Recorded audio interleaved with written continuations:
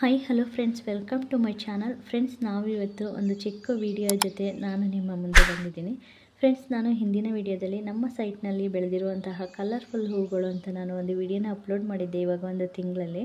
ಆವಾಗ ನಾನು ಇಲ್ಲಿ ನೋಡ್ತಾ ಇರೋಂಥ ಹೂವಿನ ಗಿಡನ ನಾನು ಒಂದು ಚೀಲದಲ್ಲಿ ಇದರ ಬಿತ್ತನ ನಾನು ಹಾಕಿ ಚೀಲದಲ್ಲೇ ಗಿಡ ಬರ್ತಾ ಇತ್ತು. ಅದನ್ನು ನಾನು ಬೇರೆ ಕಡೆ ಶಿಫ್ಟ್ ಮಾಡುವಾಗ ನಿಮ್ಮ ಜೊತೆ ಶೇರ್ ಮಾಡ್ಕೊಳ್ತೀನಿ ಅಂತ ಹೇಳಿದ್ದೆ. ಇವಾಗ ಅದು ನೆಟ್ಟಿ ಹೂವು ಕೂಡ ಬಿಟ್ಟಿದೆ.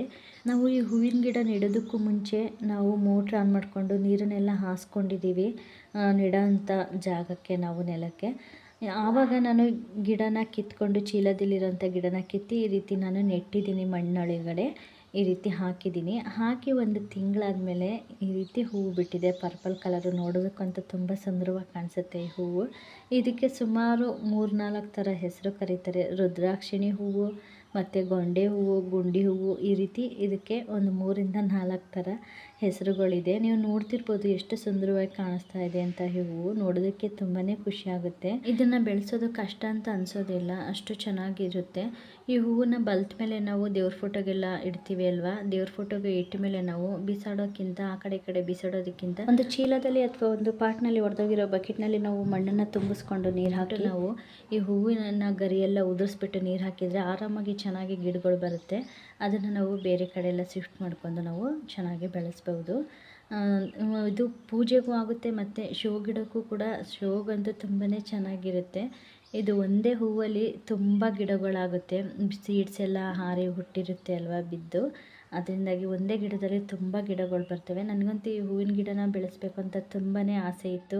ಹೋದ ವರ್ಷ ಊರಿಗೆ ಹೋಗಿದ್ದಾಗ ನಮ್ಮ ಅಕ್ಕ 1-2 ಗಿಡ ಕೊಟ್ಟಿದ್ದರು. ಆ ಗಿಡನ ನೆಟ್ಟಾಗ ನಾವು ಬೋರ್ ಕೊರೆಸಿರಲಿಲ್ಲ, ನೀರಿಗೆ ಸ್ವಲ್ಪ ಕಷ್ಟ ಆಯಿತು.